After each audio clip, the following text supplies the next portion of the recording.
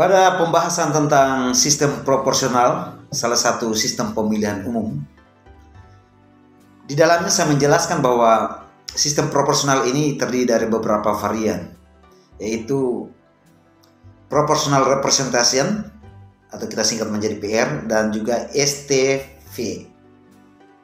Itu adalah dua jenis dari sistem proporsional. Pada video ini kita cukup membahas satu jenis, yaitu sistem PR atau proportional representation. Jadi teman-teman, kita fokus pada satu jenis pembahasan, yaitu jenis proportion representation.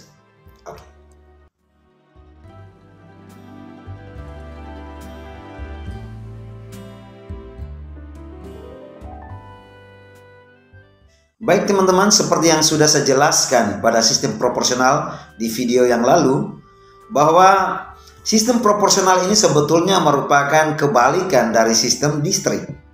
Nah, bahwasannya sistem proporsional ini seorang calon atau wakil yang duduk di pemerintahan tidak bergantung dari jumlah penduduk. Sekali lagi, jumlah kursi atau wakil yang duduk di pemerintahan itu tidak bergantung dari jumlah penduduk di daerah pemilihan. Demikian pula jumlah daerah pemilihan di sistem proporsional ini tidak sama banyak seperti di sistem distrik, yang adalah wilayahnya itu setara dengan provinsi-provinsi di Indonesia. Nah, kemudian pada sistem proporsional ini juga caleg-calegnya tidak harus berasal dari daerah setempat, tetapi bisa juga berasal dari daerah yang lain. Nah, itulah penjelasan singkat. Saya mengulangi penjelasan yang lalu tentang sistem proporsional itu. Nah, sekarang kita fokus membahas tentang proportional representation, yang adalah salah satu jenis dari sistem proporsional ini.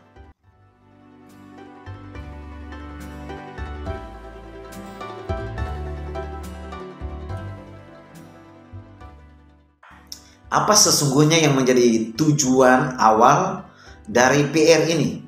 PR itu apa? PR itu sekali lagi saya katakan bahwa PR itu adalah proportional representation, yang merupakan salah satu jenis dari sistem proporsional. Nah, tujuan awal dari PR ini adalah sesungguhnya bahwa menghasilkan lembaga perwakilan di mana kursi-kursi yang sudah dimenangkan oleh partai-partai politik itu setidaknya merefleksikan proporsi jumlah suara yang dihasilkan oleh masing-masing partai.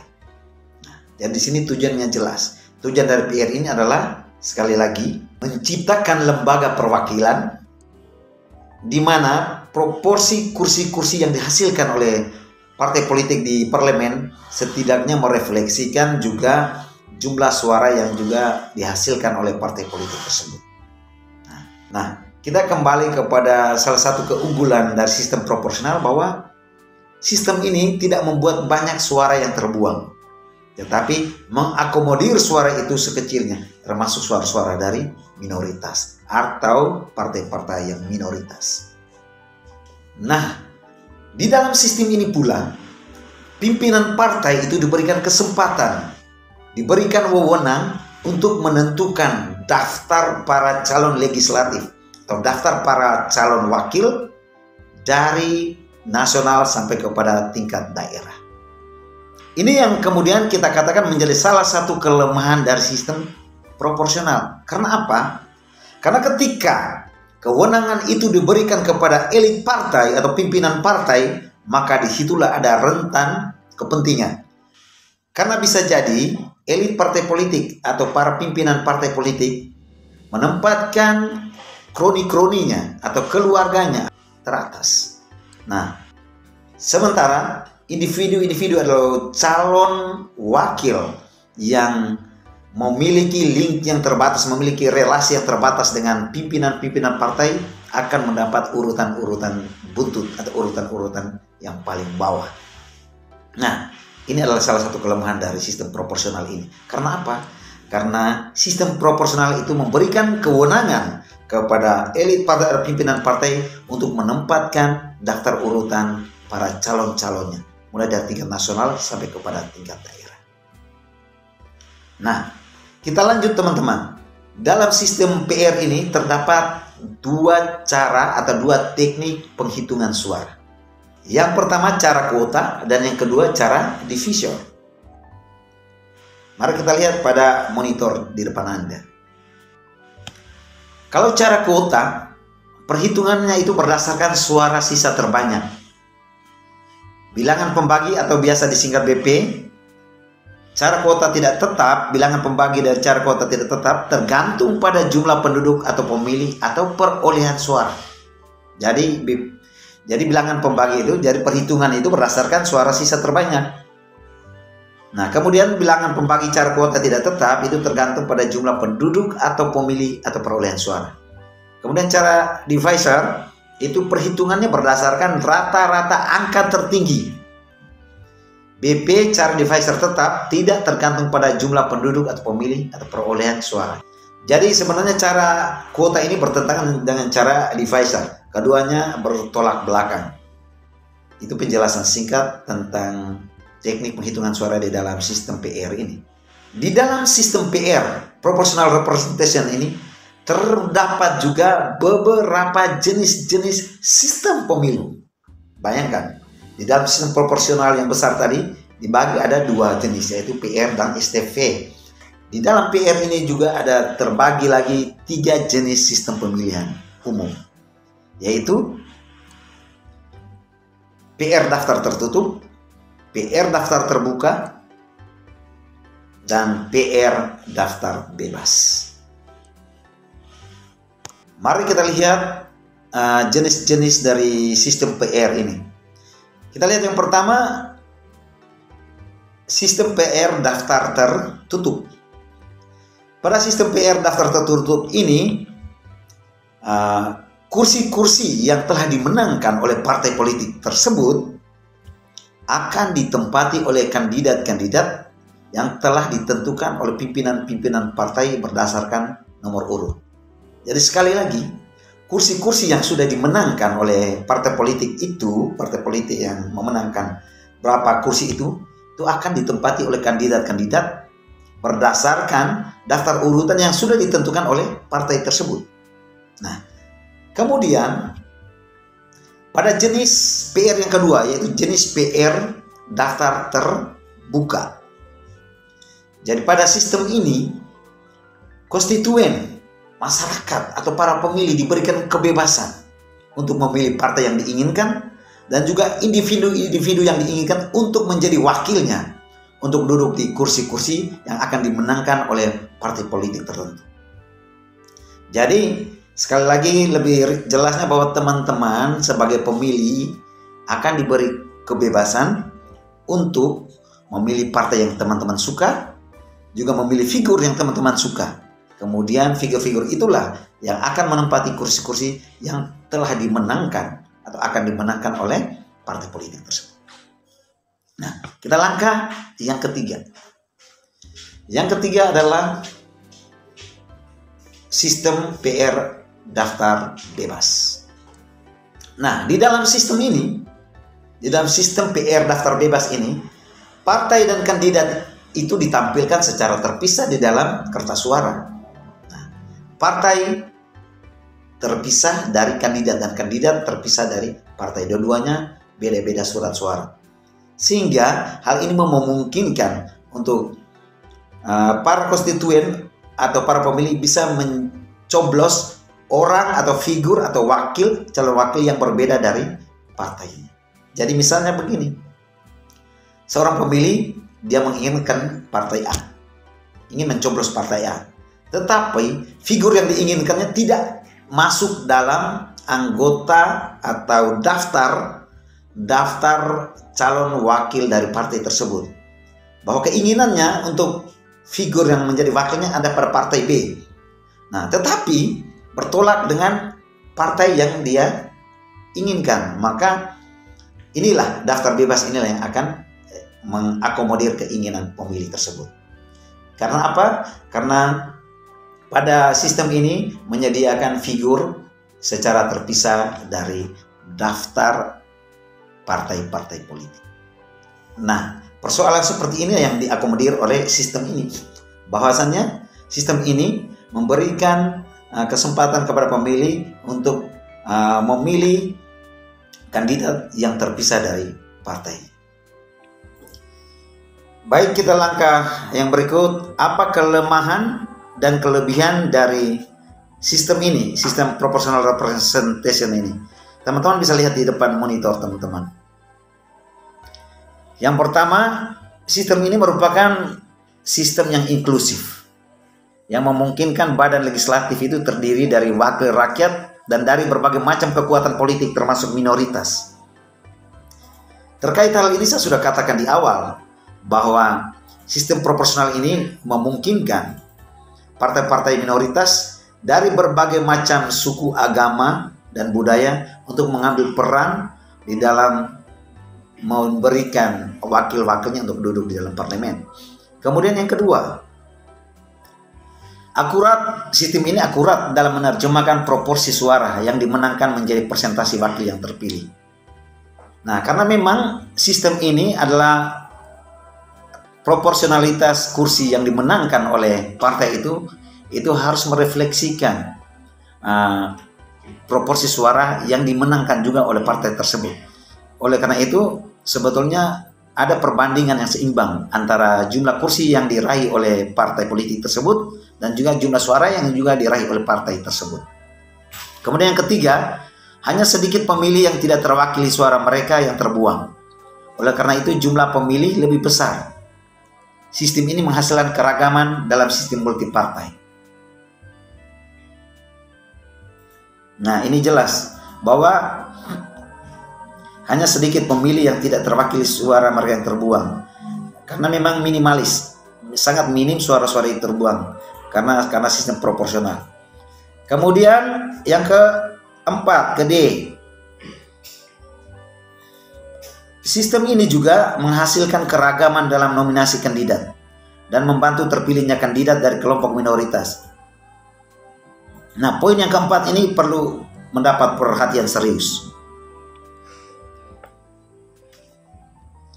Misalnya ada kelompok tertentu yang saat ini menjadi minoritas, kaum minoritas, atau agama tertentu yang saat ini juga menjadi minoritas, atau misalnya ras tertentu yang minoritas, ada kemungkinan untuk mendapatkan tempat di dalam parlemen. Atau contoh lain adalah persoalan gender, laki-laki dengan perempuan, bahwa bisa jadi ada perempuan yang bisa mendapatkan kursi yang lebih banyak dari laki-laki, atau sebaliknya laki-laki juga bisa mendapatkan perempuan, atau keduanya seimbang. Kaum laki-laki mendapatkan kursi untuk mewakili kaumnya, dan perempuan juga ada potensi untuk mendapatkan kursi untuk mewakili kaumnya. Kita lihat yang berikut. Cenderung menghalangi adanya dominasi regional partai-partai tertentu. Nah, di dalam sistem ini memang sangat sulit sebuah partai mendapat suara yang mayoritas. Nah, karena memang ada potensi-potensi partai kecil juga bisa meraup suara dan kemudian mendapat kursi-kursi di parlemen. Ini yang kemudian kita akan mengkaji kelemahan dari sistem ini, bahwa ketika sebuah partai atau partai tertentu tidak bisa mencapai hasil suara yang sangat maksimal, maka ada kemungkinan membuat sebuah koalisi dalam memperjuangkan visi dan misi politik mereka. Nah, kemudian kita lihat kelebihan yang berikut, yaitu ada beberapa bukti empiris dari Eropa yang menunjukkan bahwa sistem ini menghasilkan pemerintahan yang lebih efektif. Berikutnya, dalam varian sistem PR tertutup, pemilih dapat memahami dengan mudah dan secara relatif mudah untuk dilaksanakan. Jadi dia punya sistemnya lebih mudah, tapi khusus hanya dalam varian sistem PR tertutup saja. Itu memudahkan para pemilihnya untuk menjalankan sistem ini. Kemudian PR juga menciptakan contoh yang sangat nyata mengenai sharing kekuasaan dan kerjasama. Nah, berkaitan dengan sharing kekuasaan dan kerjasama ini artinya begini, bahwa ketika partai politik tertentu tidak bisa mendapatkan kekuatan suara yang mayoritas, maka ada kemungkinan ada kompetisi antar partai di dalamnya. Nah, ini yang kemudian memberikan ruang sharing of power, pembagian kekuasaan.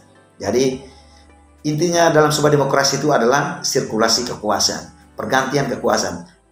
pemilu kali ini bisa menjadi pemenangnya partai sekian, partai ini. Tetapi bahwa pemilu yang akan datang bisa jadi pemenangnya partai lain. Nah, sistem proporsional atau khususnya sistem proportional representation atau yang disingkat menjadi PR ini memberikan kemungkinan terhadap sharing of power, pergantian kekuasaan atau sirkulasi kekuasaan. Demikian kelebihan-kelebihan dari sistem PR ini. Mari kita lihat kelemahan dari sistem PR ini.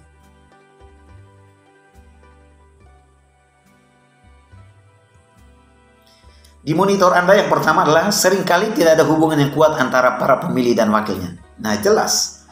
Hal ini jelas terbaca secara sistem besarnya di dalam sistem proporsional bahwa memang salah satu kelemahan dari sistem proporsional adalah kerenggangan antara pemilih dan juga wakil yang dipilihnya. Karena apa? Karena dalam sistem pemilihan ini, dalam sistem proporsional ini, kebanyakannya itu partai yang bekerja untuk memenangkan para anggotanya, para wakil-wakilnya. Nah, sehingga ketika wakil-wakilnya itu menempati kursi di parlemen, mereka cenderung memperjuangkan hak-hak partai ketimbang hak-hak para pemilih atau konstituen. Nah, ini salah satu kelemahan. Kemudian yang kedua, dalam PR daftar tertutup, para pemilih tidak memiliki pengaruh dalam menentukan wakil mereka. Ini yang menjadi salah satu kelemahan dari PR, sistem PR ini. Khususnya sistem PR tertutup. Bahwa walaupun partai politik memenangkan beberapa kursi, tetapi bahwa penomoran atau daftar kandidat yang diberikan oleh partai politik, oleh elit partai politik belum tentu sama dengan keinginan para pemilih-pemilihnya. Nah, itu penjelasan tentang daftar tertutup, PR daftar tertutup. Karena PR daftar tertutup tidak memberikan kebebasan kepada para pemilih untuk menentukan figur yang akan ia pilih. Jadi figur-figur yang akan menempati kursi itu justru ditentukan oleh partai politik secara internal, oleh pimpinan-pimpinan partai politiknya. Karena itu menjadi kewenangan yang sudah diberikan oleh sistem ini. Kita lihat yang berikut. Dalam PR daftar tertutup kurang dapat mengakomodasi kandidat independen. Nah, dalam PR daftar tertutup lagi-lagi memiliki kelemahan bahwa di dalam sistem ini kandidat atau jalur independen tidak bisa diakomodir oleh PR daftar tertutup. Berikut, menghasilkan banyak partai dan dapat menimbulkan fragmentasi sistem partai. Sekali lagi, menghasilkan banyak partai dan dapat menimbulkan fragmentasi sistem partai. Sudah saya jelaskan pada kelemahan secara umum soal sistem proporsional, bahwa di dalam sistem proporsional, khususnya juga di dalam sistem PR yang adalah salah satu varian dari sistem proporsional ini, bahwasannya ada kemungkinan terjadi fragmentasi partai atau pecahnya sebuah partai. Nah, coba kita kalau menyimak sejarah di Indonesia, sejarah soal partai politik di Indonesia, bahwa banyak partai-partai besar yang kemudian terpecah ke dalam partai-partai yang kecil. Ada Golkar dulu, ada Golkar, P3 juga pecah, Golkar juga pecah. Nah, beberapa partai-partai kecil yang merupakan pecahan dari partai besar itu kemudian membentuk partai-partai minoritas. Menjadi partai minoritas yang kemudian bertujuan untuk mendapat kursi yang sama di parlemen. Nah, karena apa? Karena tidak ada satupun partai yang memiliki potensi untuk memenangkan suara mayoritas. Karena itu, ada partai kecil juga yang mempunyai pengaruh atau mempunyai potensi untuk mendapatkan kursi di legislatif. Nah, inilah atau kursi di parlemen. Nah, inilah yang kemudian mendorong para elit-elit partai untuk membelah atau memfragmentasikan partai itu menjadi partai-partai kecil. Supaya apa? Supaya mereka bisa keluar dari partai yang besar itu membentuk partai kecil. Kemudian dari partai kecil itu, ingat bahwa di dalam sistem proporsional, elit partai atau pimpinan partai itu punya kewenangan untuk menentukan daftar urutan. Nah, mereka yang sudah keluar dari partai besar tadi membentuk partai kecil, dan elit partai yang sama kemudian menentukan daftar calon untuk menempati kursi-kursi di partai minoritas yang barusan dibentuk itu. Nah, ini yang kemudian mendorong partai-partai besar untuk memfragmentasikan diri. Kita lihat yang berikut. Memungkinkan bertahannya partai-partai ekstremis. Nah, ini partai-partai yang radikalis, partai-partai yang ekstrim, itu bisa bertahan. Walaupun pendukung-pendukung mereka pada lapisan masyarakat tingkat bawah itu kurang. Karena sistem proporsional ini memberikan ruang kepada partai minor sekalipun dengan pendukungnya yang sangat kecil, tetapi mereka bisa eksis dari waktu ke waktu dan bisa mendapatkan kursi di parlemen. Kemudian pemerintah yang terpilih menjadi kurang bertanggung jawab karena sulit menjatuhkan sebuah partai dari kekuasaan. Dan yang terakhir, versi yang lebih rumit pada PR daftar terbuka dan daftar bebas, itu mungkin lebih sulit untuk dimengerti dan dilaksanakan. Nah, itu secara teknisnya, bahwa versi PR terbuka dan PR bebas itu agak susah, agak sulit dalam penyelenggaraan pemilunya, karena sistem ini dinilai sangat berat dalam penerapan dalam implementasinya. Nah, terkait dengan poin yang ketujuh tadi, bahwa bisa jadi terjadi instabilitas pemerintahan. Karena apa? Karena sebuah partai pemenang pemilu tadi tidak memiliki kekuatan mayoritas suara yang mumpuni, maka dia akan menghimpun partai-partai kecil lainnya untuk membentuk koalisi. Begitupun partai-partai yang tidak pro dengan pemerintah akan membentuk suatu koalisi khusus. Nah, ketika dalam pertengahannya partai koalisi yang tidak pro kepada pemerintah ini memberikan kritik yang keras terhadap pemerintah, atau memberikan atau membuat ulah-ulah di dalam demokrasi, maka justru itu akan menciptakan instabilitas pemerintah. Baik teman-teman, ini adalah penjelasan singkat tentang proportional representation, salah satu jenis atau varian dari sistem proporsional. Pada video berikutnya kita akan membahas salah satu jenis sistem proporsional yang lain, yaitu STV, yang adalah salah satu varian dari sistem proporsional. Sampai jumpa.